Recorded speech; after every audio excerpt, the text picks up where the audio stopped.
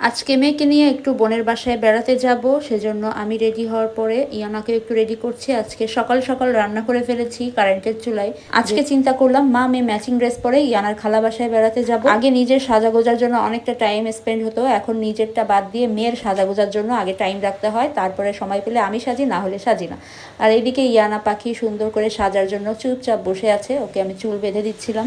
আর কয়েকদিন পরে এই জামাগুলো ইয়ানার গায়ে লাগবে না, তখন আমি একা পরবো, ইয়ানা পরতে পারবে না। যার কারণে ভাবলাম এই কয়দিন বের হলেই এই জামাটা আমরা পরবো।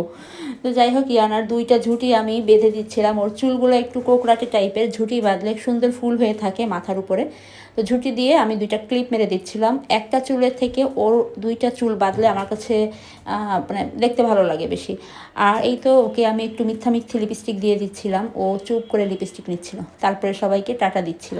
আজকে ইয়ানা নতুন ব্যাগ নিয়ে ও খালামণির বাসায় বেড়াতে যাবে, কারণ ওর এই নতুন ব্যাগটা ইজান ভাইকে দেখাতে চায়। ইয়ানাকে রেডি করে আমি রেডি হতে চলে আসলাম। আর আমার রেডি হওয়ার মধ্যে আমার হাতে একটা ঘড়ি থাকতেই হবে, ঘড়ি না হলে আমার কাছে লুকটা কেমন জানি কমপ্লিটই হয় না। আর এই ঘড়িটা আমি নিয়েছিলাম একলাটে স্পেস থেকে। এই ঘড়িটার এই গ্রিন কালারের ডায়ালটা আমার সব থেকে বেশি নজর কেড়েছে। হোয়াইট এবং ব্ল্যাক ডাইস অনেক পরা হয়েছে, কিন্তু একলাটে স্পেসের এই গ্রিন ডায়ালের ঘড়িটা আমার কাছে অনেক ইউনিক লেগেছে এবং বেশ ভালো লেগেছে। কারেনের এই ঘড়িটার লক সিস্টেমটা এমন ছিল, গ্রিন ডায়ালের সাথে গোল্ডেন এবং সিলভার ফিনিশিং একদম প্রিমিয়াম একটা লুক দিচ্ছিল। কারেনের এই প্রিমিয়াম কোয়ালিটির ঘড়িটা আপনারা পেয়ে যাবেন একলাটেস পেজে। পেজটা আজকের ভিডিওর ডেসক্রিপশন বক্সে মেনশন করে দিব এবং স্ক্রিনে পেজটা দেখিয়ে দিচ্ছি, আপনারা ওদের পেজে অর্ডার করতে পারেন। দুজনেই আমরা রেডি হয়ে গেলাম, ইয়ানাকে জুতো পরিয়ে দিচ্ছি। জুতো পরিয়ে দিলে ওকে আর ঘরে আটকে রাখা যায় না, ও দৌড় মেরে গেটের কাছে চলে যায় এবং গেটের লক ধরে নাড়ানাড়ি করে যেন ও বাইরে বেরোতে পারে। তো সব কিছু রেডি করে আমি আমার বোনের জন্য আমার নিজের হাতে বানানো একটু আচার নিয়ে নিচ্ছিলাম। আমার বোনটা আবার টক মিষ্টি আচার খুবই পছন্দ করে, তাই ভাবলাম তার জন্য একটু নিয়ে যাই। আমি কিছু রেখেছি আর আপুর জন্য কিছু নিয়ে যাচ্ছি। তো এই তো মা বাকি ব্যাগটা রেডি করে দিলেন। এখানে তার জন্য কিছু জিনিস নেওয়া হয়েছে এবং তার বাপের বাড়ি থেকে কিছু জিনিস পাঠানো হয়েছিল, খুলনা থেকে আমার কাছে পাঠিয়ে দিয়েছিল, সেগুলোও নিয়ে নিলাম। এবারে আমরা রেডি হয়ে বের হয়ে পড়লাম। বের হয়ে দেখি লিফট বন্ধ। তো স্বাভাবিকভাবে আমরা সিঁড়ি বেয়ে নিচে নেমে যাচ্ছিলাম। তো নিচে এসে রিক্সা খুঁজতেছিলাম। এখান থেকে ওনাদের বাসায় যাওয়ার জন্য রিক্সা পাওয়াটা একটু টাফ, একটু দূর তো যেতে চায় না। তো অবশেষে অনেকগুলো রিক্সা পরে আমরা একটা রিক্সা পেয়ে গেলাম। আমরা বাবাকে টাটা দিয়ে চলে যাচ্ছিলাম, বাবা পরে আমাদের যে নিয়ে আসবে। তো ইয়ানার এই যে ফ্যানটা দিয়ে আমরা রওনা হয়ে গেলাম।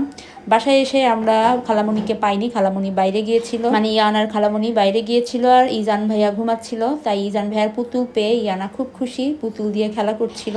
এর ভেতরে খালামণি চলে এসে ইয়ানার কাছ থেকে পুতুলটা সরিয়ে ওকে কোলে নেওয়ার জন্য হাত পাতলো। তো পুতুলটা সরাতে ও খুব কষ্ট পেয়েছে, ও ভেবেছে ওর কাছ থেকে কেড়ে নেওয়া হয়েছে, তাই আর খালামণির কাছে থাকবে না। কিন্তু ইজান ভাইয়া যখন ঘুম থেকে উঠলো ওর মনটা ভালো হয়ে গেল, ইজান ভাইয়াকে খুব আদর করছিল। সেই সাথে ইজান ভাইকে একটা সালামও দিল, বড় ভাই বলে কথা, একটু সালাম না দিলে হয়।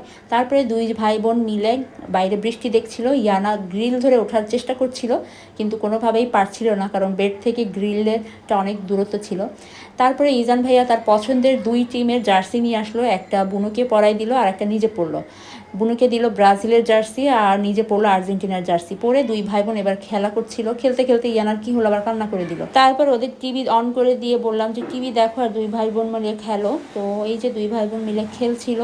আর এদিকে ইয়ানা ভাইয়াকে গরু দিয়ে ভয় দেখাচ্ছিল, কিন্তু ভাইয়া তো টিভি দেখে ট্রাই করছিল টিভিতে কি কি করে কার্টুনগুলো। এটা দেখে ইয়ানাও আবার ভাইয়ার দেখা দেখি টিভির দিকে তাকিয়ে ভাইয়া যা করছিল ও তাই করছিল।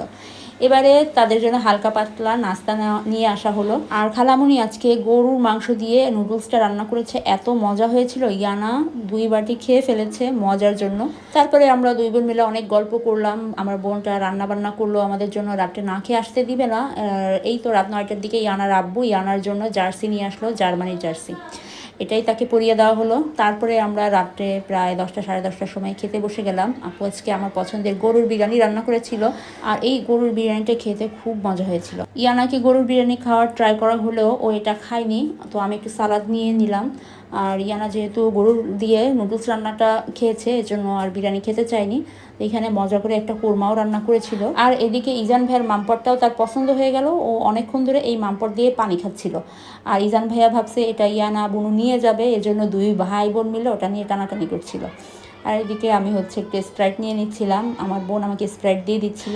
এটা ঢালা দেখে ইজান এবং ইয়ানা দুজনেই খুব খুশি হয়ে গেল। ওরা ভাবছে এই দুইটা ওদের খাওয়ানো হবে। তারপরে খাওয়া দাওয়া করে ওদের দুজনের জার্সি পরে ছবি তোলানোর জন্য অনেক ট্রাই করা হলো। দুজনেরই মন খারাপ ছিল, কারোরই মুড ছিল না ছবি তোলার জন্য। দুজনেই দুজনের বাবার কোলে উঠে মন খারাপ করে বসেছিল। আজকের এই ছোট্ট ব্লগটা আপনাদের কাছে কেমন লেগেছে অবশ্যই কমেন্ট করে জানাবেন। বিদায় নিয়ে নিচ্ছি, আল্লাহ হাফেজ।